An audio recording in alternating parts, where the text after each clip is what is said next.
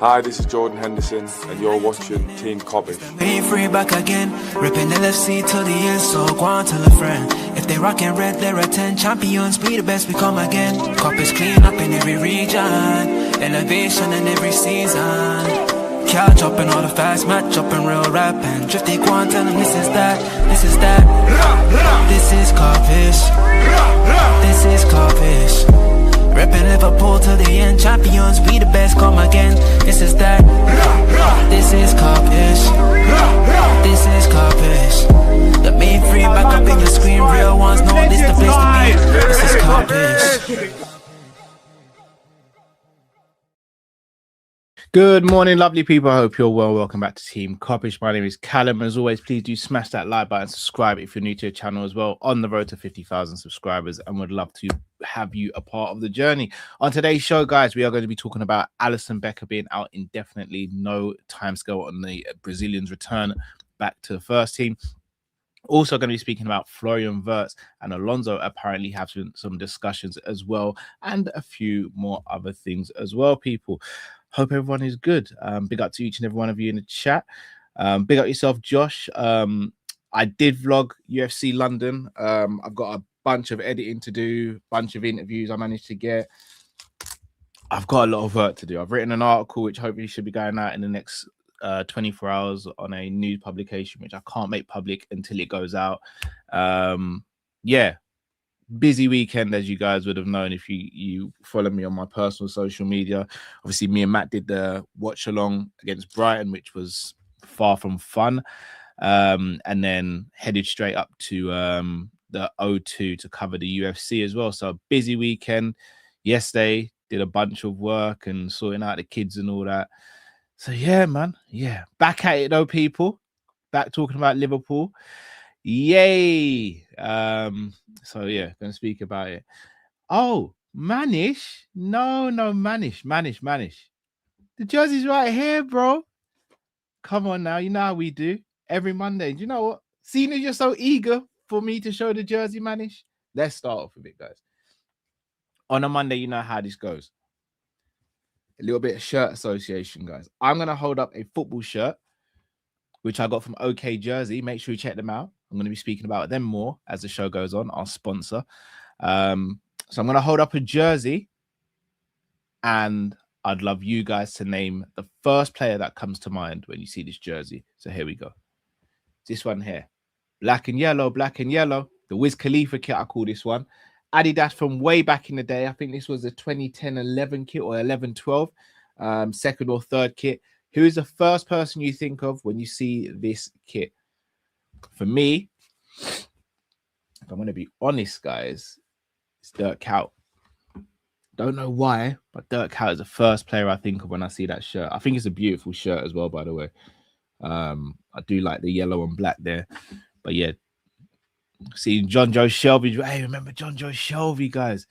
Here's a funny story. I know if Jade Activist is watching live or if he's watching this on replay, he's going to hold this against me. Ash might as well. Big up to Ash as well. I'm being real with you guys.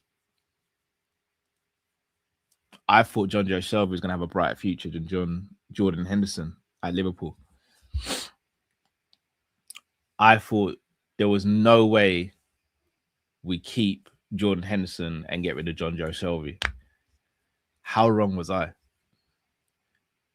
Now, at the time, to defend myself, John Joe Shelby scored some belters. He was really good. Great pass on him. He could dictate a game. And I think he matured quicker than what Henderson did. Obviously, Henderson's longevity, professionalism, and all that other stuff just went on to another level. But John Joe Shelby, I don't know if you guys remember, he had one of the best shots in our team at the time.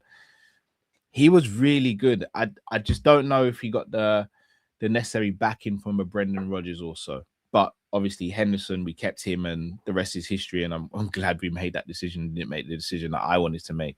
I think that's fair. Shout out to David. He says far more talented than Henderson. I wouldn't say far more talented. I think he was more talented naturally, but Henderson is far and away the better footballer of the two. And I think he's proved that over the course of his career. So yeah, man. John Joe Shelby is the first. Sorry, Dirk Kuyt's the first person I think of, but Obviously, John Joe showing pick up Ash. I knew Ash would be here. I knew Ash would be here waiting for me to make a mistake. I knew it. Shout out to Josh, says you call him Voldemort, it's crazy. Says he just didn't work hard enough, which is true. I think he even admitted that himself. It's a mentality thing with John Joe Shelby. Fantastically technical player, though. Very good technique. I come on, Owen. I done top. Owen, beard looking full cowboy. Look, you know what? You lot demanded it, so I'm gonna do it. I told you lot to jump on the bandwagon from early. You all doubted me back in 2025. 2026 is a new me. Bearded cow is a beast. I told you lot to jump on the bandwagon, and none of you wanted to listen. You lot used to say, oh, it's patchy. Callum's beard looks like the Brendan Rodgers defense. Now look. Look at me now. Bam! Bam! Bam! Should have believed in the vision, people. Should have believed in the vision. Right. Let us talk about the first topic, and that is Liverpool's goalkeeper, Alisson Becker. He posted on his social media saying that he looks as though he doesn't know when there'll be a return date, etc. And obviously that's thrown up a little bit of a storm, right? That's probably made it very frustrating for a lot of people. Now, Alisson Becker has not been without his injuries. Now, in my personal opinion, Alisson Becker is the best goalkeeper in world football. This season, though, it's been hard to make that justified claim because of his inactivity. And he's also had a couple of moments where people have doubted him as well. And I think it's been compounded the fact that we sold Kelleher, who we knew was so ever present that if Alisson wasn't there, Kelleher would be. Managerial, again, not in my opinion, but to a lot of people seems to split opinion. Some people, like myself, really rate him and are high on him as a goalkeeper and think he could be a good Liverpool future goalkeeper. Others just don't rate him at all. But I don't know if that comes from you don't rate him comparing him to Allison, or you just don't rate him comparing him to Kelleher, or you just don't rate him at all. I think as an overall goalkeeper, he's probably level par or with Kelleher, in my opinion, level par. I think he has a higher ceiling than Kelleher. I think Kelleher is far better with the ball at his feet, but I think Managerial really is more commanding when he wants to be. I think shot stopping, I'd slightly go for Managerial over Kelleher, even though I think his shot stopping, Kelleher's shot stopping was underrated. But here's a stat, guys, which it's horrible, but I don't think it reflects on Managerial, the player. So according to Empire the Kop, big up to those guys, Giorgio Managerial has lost 5 of his 6 games when starting in the Premier League this season, and that is 83%. Allison has lost 5 of his 25, 20%. I don't think Managerial can be blamed for that, though. I really don't. And I know it's very easy to look at that stat and go, see, told you, that's why we don't rate him, because, you know, he can't stop us from losing. I don't think those losses have been down to Managerial. I remember the Chelsea game, for example. Caicedo scores a worldie in that game, which I don't think Allison would save. And then we concede late to an Esteval tap-in. I don't think that's on him. The game at Brighton at the weekend, I don't think he can do much about those goals. Like, where's the defense? So for me, it's really tricky with this whole situation. And I want to say this, because I know a lot of people are saying, like, we've just extended Alisson's contract, get rid and all that because of the injuries. And look, I'm in a position now where I can't even sit there and go, you're crazy for saying that. I understand it. I do understand it. Whether I agree or not, that's fine. But I understand where you're coming from with that. That being said, I don't think Alisson might be as injury prone. I take that back. He's injury prone, but I think more people suggest he's the most injury prone goalkeeper in the world. I mean, if I'm not mistaken, more or less everyone in this chat rates Courtois highly. And I'll be real, if you don't rate Courtois highly, then I kind of don't know what to tell you. Courtois and Allison using the same period. So Alisson Becker since we signed him in 18-19. In 18-19, he didn't miss any games. 19-20, he missed 18. 10 the following season, so that's 28. 21-22, so that's 29. Then a further 19 23-24, so that's 48. No, is my maths right there? 48. Then last season he missed 28, which obviously is big, so that's bringing his 76, and he's missed 11 so far this season, which brings it to 87, if I'm not mistaken. Now, in that same time period, Courtois missed 8 in 18-19, 1 in 19-20, so that's 9, 3 in 20-21, 4 in 21-22, 9 in 22-23, 54 in 23-24 ACL, 13 last season, has missed 2 so far. So yes, one of those seasons has been really skewed, but he also misses games as well. I also want to look at Edison, because I think Edison's a fair reflection. Now, Edison, by contrast to especially Allison, has missed. So he signed in 17-18, if I'm not mistaken. So 19-20, he missed 6 games. 20-21, he missed 2 games. 23-24 missed 13. 24-25 missed 11. And this season has missed 7. In comparison to Allison, Edison's ever present. Now, the argument could be made, if Allison was a bit more available and fit, would you have won more things? I don't know. Maybe. But I understand. Shout out to Fraz saying check Donnarumma. That's a good shout. Let me check Donnarumma's one. Donnarumma. Now, I'm not trying to decipher anything saying Alisson's not injury prone. He's injury prone, especially for a goalkeeper. But I'm just saying we don't say this about Courtois. Courtois has been out injured more than Alisson in the same time period. Now, I know he had one really bad injury. Donnarumma is exemplary here. 17-18, no games missed. 18-19, 4. 19-23, 20-21, 2. 21-22, 3. Nothing over the last couple of seasons. And he's missed 1 last season. Yeah, I mean, that's pretty phenomenal. Man City have got it right there, man. Josh saying check Raya as well. I'll do that right now. Josh, yeah, the more I go through these goalkeepers, the more he's looking a little bit dark. Raya's 30. I didn't realize Raya was that old, actually. I know he's been around a little while at Brentford, etc. I didn't realize he was 30, though. David Raya, who many are saying is the best goalkeeper in the league at the moment. David Raya missed 17 games in 21-22 and only missed 1 game last season. Has been ever present ever since. I'm going to be real, guys. I came into this thinking I can defend Alisson's injuries by comparing it to Courtois. I'm going to hold my hand up and just go, the injuries are really bad. Probably worse than I thought. Just because one player has more injuries doesn't mean I make an excuse for Alisson's injuries.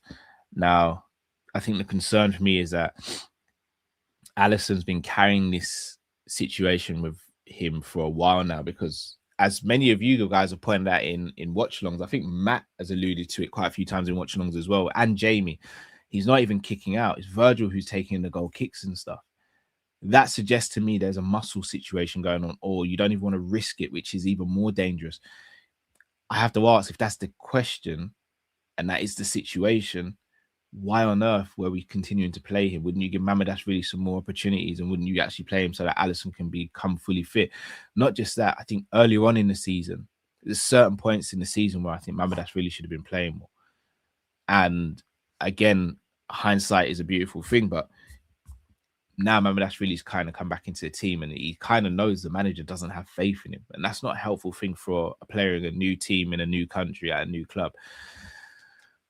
It's going to be very interesting. I'm not going to say this is make or break for Mamadas, really, but this is a big period. And let's be real, with how the league's going at the moment and how we're performing, we're going to need everyone to be performing at optimum level if we are going to get top 5 in the Premier League. I just want to reiterate the table at the moment after our loss at the weekend. Arsenal are still top on 70 points, 9 points clear. Man City is second on 61 with a game in hand.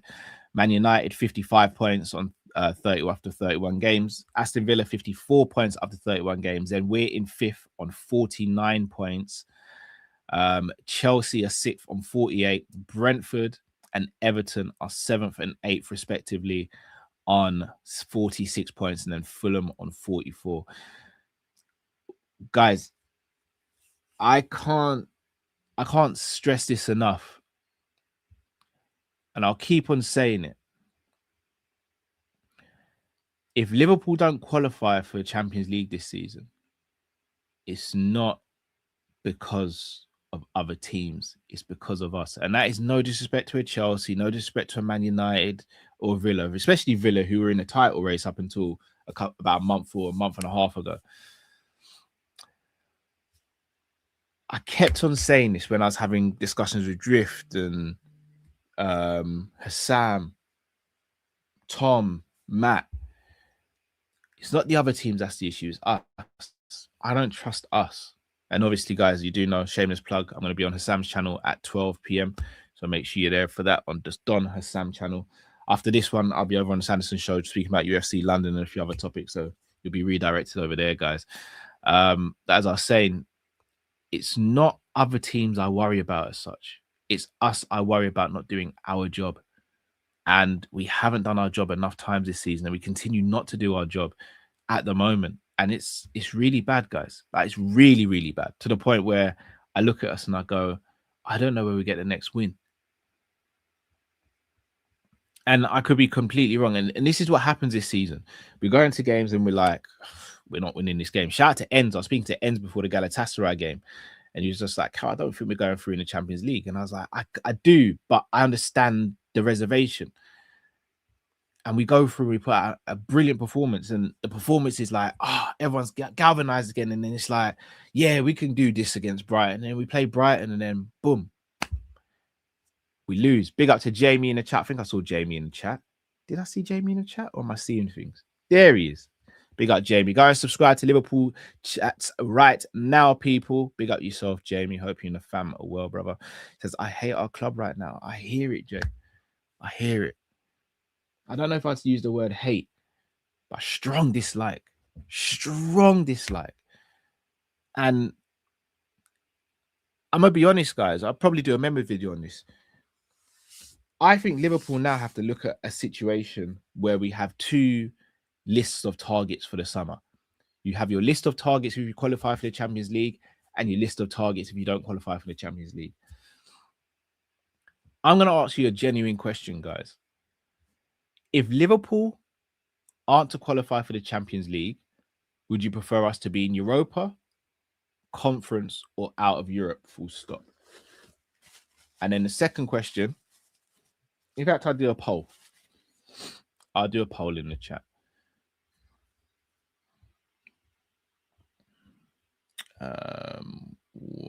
What's the question I want to ask?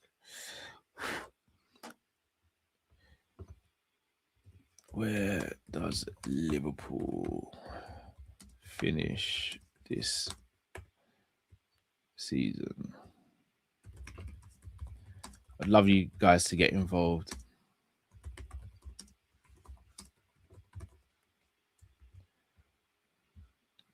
So 5, 6, 7th, 8th, or lower. I'm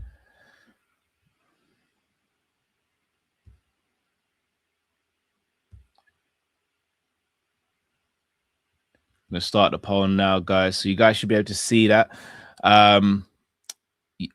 Put a 1, 2, 3, or 4 for the option that you believe. So I've got 4 options. We finish top 5, 6th, 7th, or 8th and below. Let me know your thoughts in the comment section, guys. Put your numbers in the chat so that we can get some votes going. I'll put mine. So straight away, shout out to Tura. This is crazy. Jamie says, I prefer Tom Aspinall over Liverpool. That's saying a lot.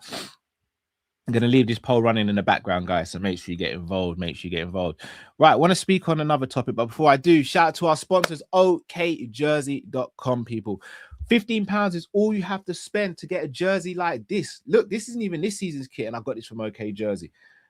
£15, guys, whether it's this season's kits, last season's, or kits from yesteryear. Not just that, guys, you can get kits for your club and your country. The World Cup is coming up soon, so make sure you represent your flag properly, people. Visit okjersey.com, link in the description. Also, you can just go to the website, and there is a QR code which is going to be appearing on screen now, and you can go and hit up okjersey.com, guys. Make sure you head over there now.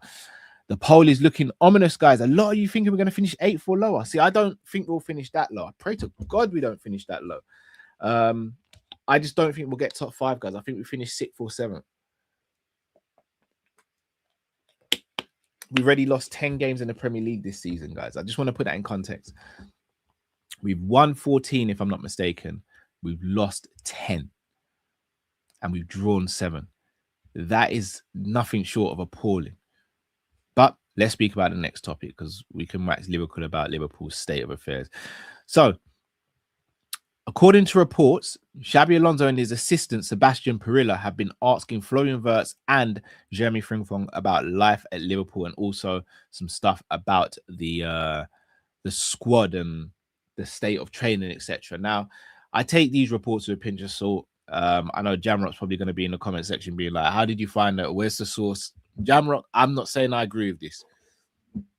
What I will say, though, is if Liverpool and Xabi Alonso have spoken behind the scenes, it's not beyond the realms of possibility that Xabi Alonso would call upon 2 former players who are currently playing at the club and ask them what's going on there. I don't think that's an impossible thing to say or think could happen. If I was to get a new job somewhere and one of my friends was working in the workplace, I would call my friend and say, hey, what's it like there? What do I need to be careful of? What do I need to not do or do? I would do that. Oh, it's from Buying Space. Oh, if it's from Buying Space, then that is quite reputable considering how well they've been covering Liverpool and Bayern Munich over the last few years. Over the last year, sorry, should I say. You obviously also spoke about the want for Gakpo at Bayern Munich as well. That remains to be seen. Shout out to Liam from the Bayern View. I'm going to be doing a show with him at some point, probably this week, hopefully, if he's available, just speaking about the Gakpo and Elise situation and the Bayern Munich and Liverpool situation, the relationship or lack thereof, potentially. Here's the thing, guys. I love Xabi Alonso, one of my favorite ever players, so much so that what do I call my daughter's nickname? Alonso. So I don't think I need to justify how much love I have for Alonso. Would I be lying if he was still my first choice? Yes, it's Luis Enrique. I think as a club, it'd be the best thing to wait until the end of the season to see what is going on with Luis Enrique. Earlier on in the season, I would have pulled the plug and got Xabi Alonso when he got released or when he left Real Madrid. I think we need to be clear as well. He didn't get sacked from Real Madrid. He decided to leave Real Madrid. But at the same time, I would have gone for an interim. I would have gone for Gerrard as interim. And I know 90% of the fan base didn't want that to happen. At this point now, because there is the talk of Enrique potentially not staying at PSG, I would definitely explore that option. Because if he's available, if Luis Enrique becomes available in the summer, that's the one you go and get. So do I agree with FSG and Edwards and Hughes for keeping Slot as long as they have? No. But now we're here, I have to wait and see what's going on. Would I still bring in Gerrard as an interim between now and the end of the season? Yeah, I'd run it. I would, because I don't think this manager is galvanizing the players, and nor do I think he is going to get the results desired or what we need. See, A9, I don't think Hansi Flick leaves Barcelona. Unless, I think it's Joan Laporte. I think if he goes back, I think he's going to make a push for it. I don't think it happens, though. And if Enrique is available, you go and get Enrique, in my humble opinion. But that remains to be seen. Look, Xabi Alonso might even be in a name in the hat for PSG. If Enrique goes, it might be the case. But for me, if Enrique is available, you go and get Enrique. But I don't know if I believe this report. I know Buying Space has been very reliable, but I don't know if I believe the report or not. So we will see on that front. But look, people, I'm going to start to wrap things up here. As I said, you'll be redirected over from this video over to the Sanderson show, where I'm going to be speaking about UFC London, Max Holloway wanting to fight Conor McGregor, and a few other things as well. So make sure you join me over there. Also going to be live on Hassam's channel at 12 p.m. as well. So make sure you join me over there with Tom, Hassam. I'm not sure if Matt's on today. But yeah, I'll definitely be over there. Tom, I'm presuming, will be there as well. I've got some questions to ask Tom as well. I saw a clip going around about him, which is crazy work. So yeah, I need to speak to Tom because that threw me. Big up Hako Telly says, Cow the Goat, love from Australia, brother. Big up yourself, bro. You know how like how much of a mind effort is that people from Australia even know who I am and follow his channel. Very humbled, man. Big up yourself, bro. Also goes on to say, can you and Hassam go at it on his channel later? No, I can't. I know what's going to happen though. Hassam's going to make comment about Virgil and his performance of the weekend. I'm going to try not to bite on the comment. I probably will bite on the comment, and then it's going to spiral from there. So yeah, it is. I think we all know how this game goes by now. Sam's going to say something, I'm going to say something, and then boom, boom. Yeah. Yeah, you guys getting onto Tom. I'm not going to lie, that Tom clip is crazy. Jamie. Yeah, man, I got some questions. Oh man. Right, gonna stop the poll here as well, people. Let's see what the results are saying. So 59% believe that we will get top 5, 15% believe 6th, 10% believe 7th, and 17% believe 8th or lower. Me personally, guys, I'm with number 2. I think we unfortunately finished 6th. I think we miss out on the Champions League spot. I hope I'm wrong. I could tell, he says, play this Tom clip for us. I don't want to get them monetized, so I'm going to leave that to Sam. So yeah, that's not my portion, man. But look, people, enough love to you all. Thank you all for tuning in and watching. Again, in the comment section, whether you're watching this live or on repeat, let me know who you associate with this shirt. I said associate, sound cockney. Who do you associate with this shirt? Let me know in the comment section. People, we've also got our Monday night live show at 9:30 p.m. So make sure you join us. Then after that, I'll be on Monty's channel as well. Busy day for me, is what it is. This is what we love to do. People, enough love to you all. Smash that like button until I see you again. Stay safe, stay blessed. Kopish, and I'm out, people. Take care. Speak soon.